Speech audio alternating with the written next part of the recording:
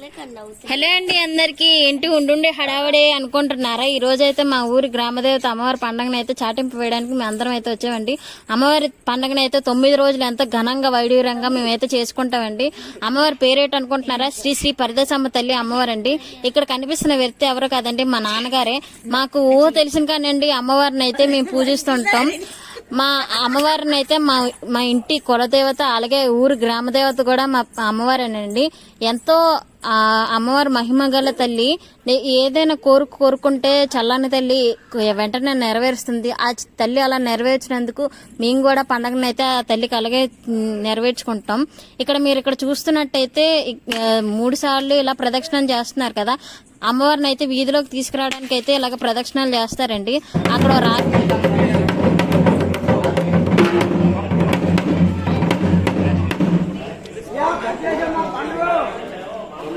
సాటింపులు